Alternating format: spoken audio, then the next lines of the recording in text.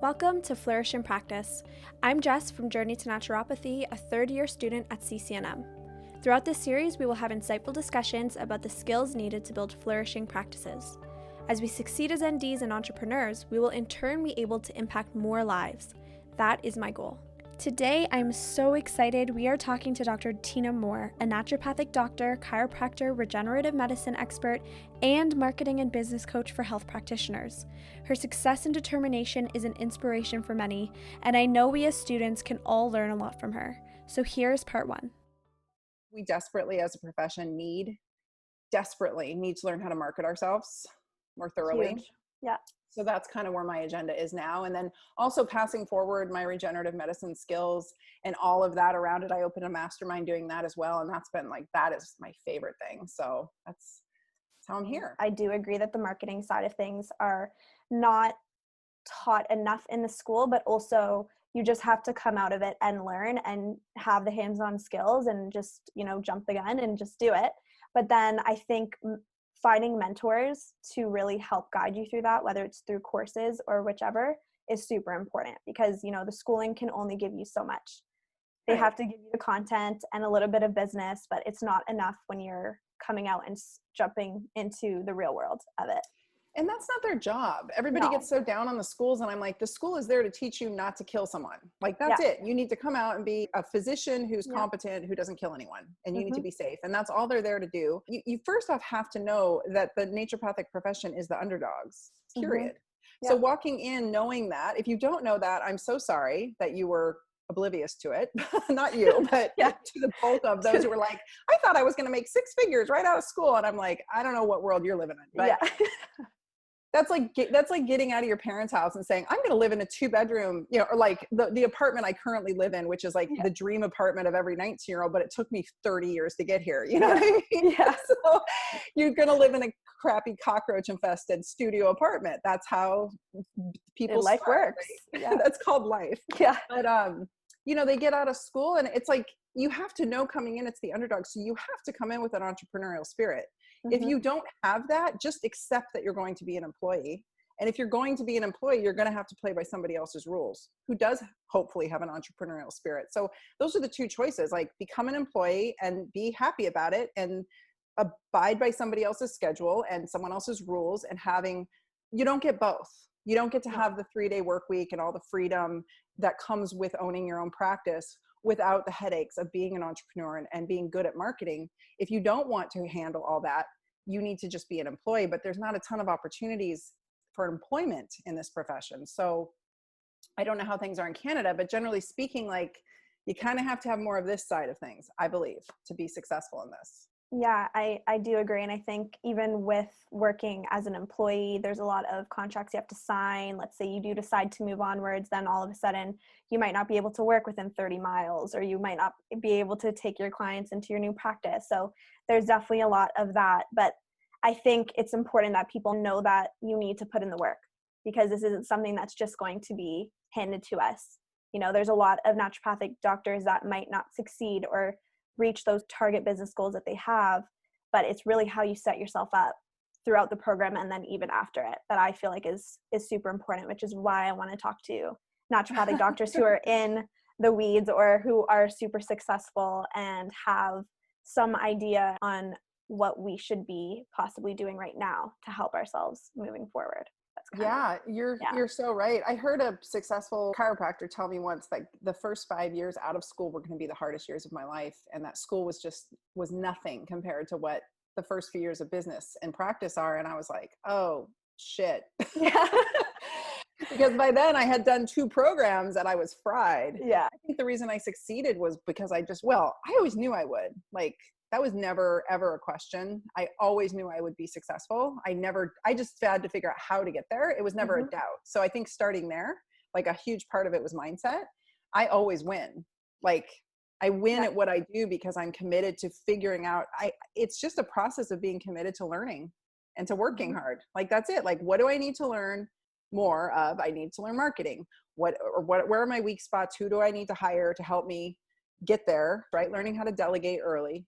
Learning how to know when you're not working within your superpowers and you're just exhausting yourself. It takes money. I spent easily $100,000, if not more, on business coaching and marketing skill sets. I spent easily $100,000 on being a really, really good regenerative medicine doctor. This is above and beyond the, $350,000 I spent on school. So I invested in myself. There is the old adage, don't spend $1 million to make $1 million.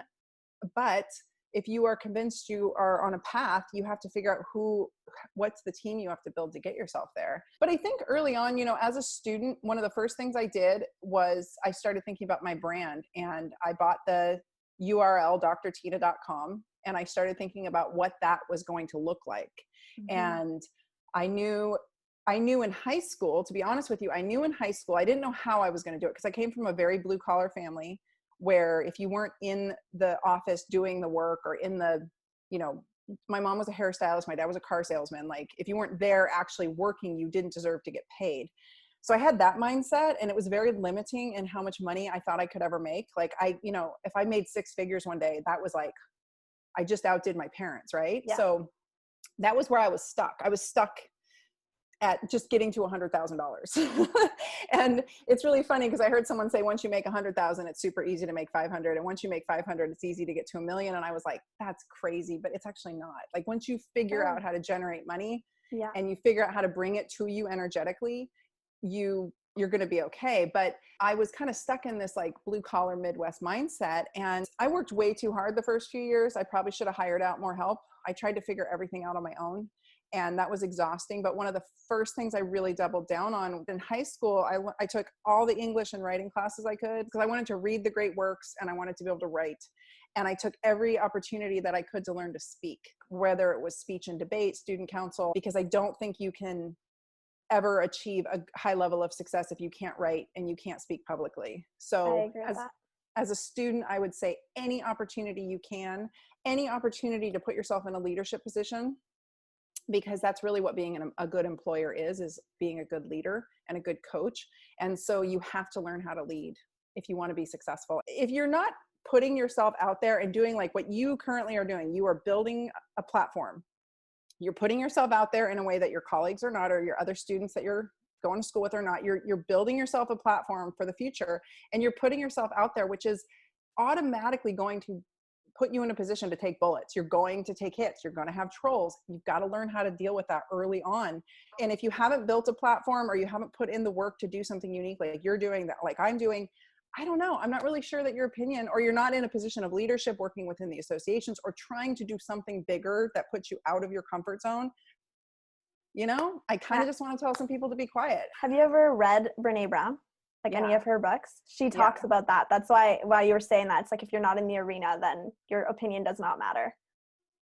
Yeah. We are a small profession who loves to say that all of our voices matter. And I do agree that we all have something to contribute. So contribute, right? Like I call upon all of us to step up. If people don't like the way I'm doing it, build a platform, get a ton of followers. It took me years and tens of thousands of dollars, and I get to have my voice and my opinion there.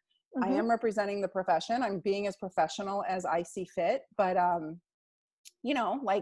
we need to step up. But that's the kind of mindset I want students to take, because it starts in school. It starts with the relationships you're building, like you're currently doing. You're interviewing naturopathic doctors who are successful. Guess how this will translate for you? In the next 10 years, you're going to have amazing connections, which will serve you, and I guarantee will translate into more money for you and a happier, more balanced life, because you have made these connections because you stepped out of your comfort zone. Going to conferences, which we can't do right now, but any way to connect with others is a form of networking, which will serve you career-wise in a variety of ways, in ways you can't even comprehend until it happens. And you're like, I'm so glad I made that connection a decade ago, Yeah, I definitely agree with that. And I think the steps that students take during their schooling is really a huge image on what things are going to be like afterwards. And you were saying like you're the terrier type, that's your dog type, right? But also I feel if you want to succeed in this profession, you need to understand that you need to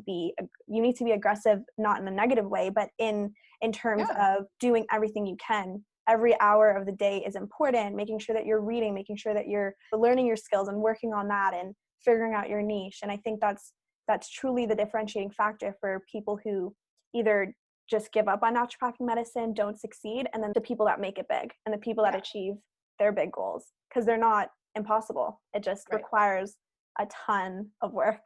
Yep. Yeah. A ton. And it's hard. It's hard to grow on social media. It's really hard.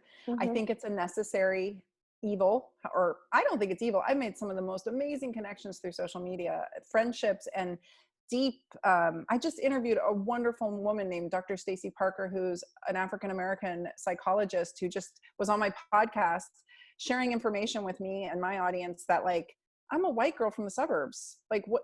I can't bring that message, you know, she brought it.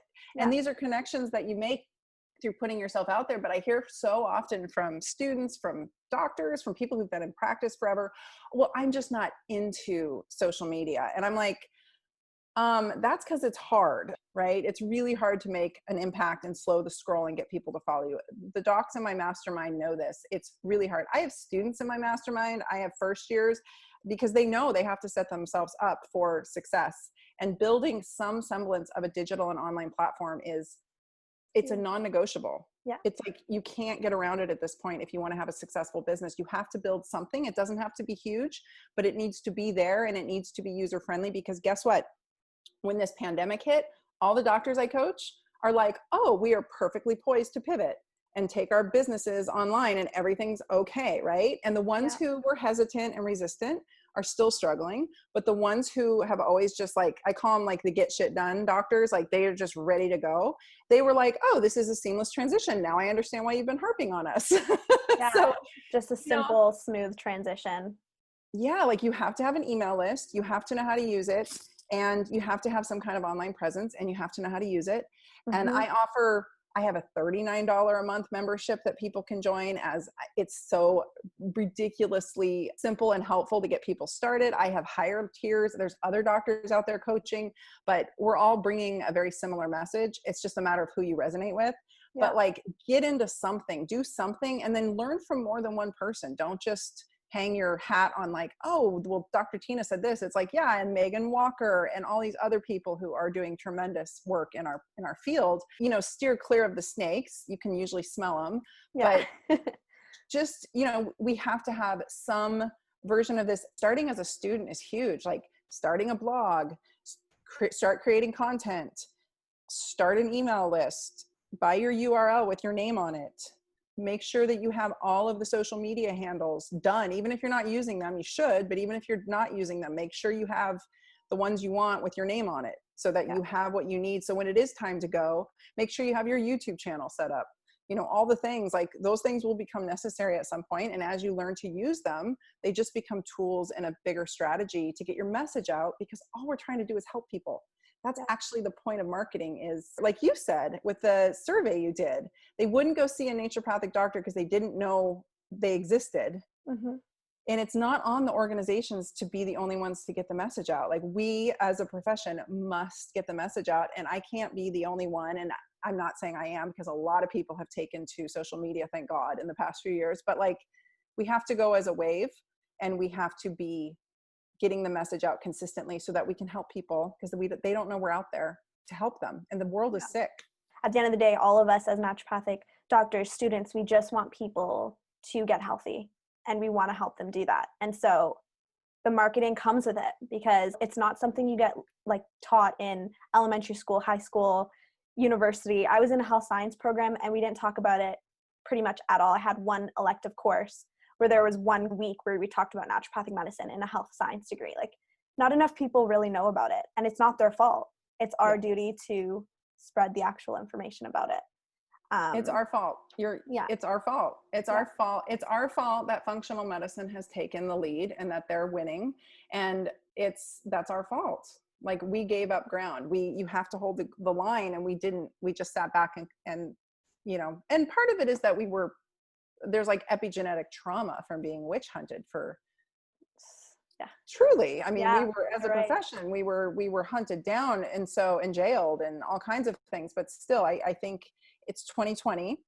We have a really amazing opportunity right now to help the world. And we have to, it's the onus of responsibility is on each one of us as individuals to take the charge in that. Thanks for watching today's episode of Flourish in Practice. I'll be having a part 2 chat with Dr. Tyna, so comment below questions you want answered. I'd also love to hear some feedback and content you would like to see in the future with other doctors and entrepreneurs. Follow me on Instagram at Journey to Naturopathy for all the updates and new episodes. Be well.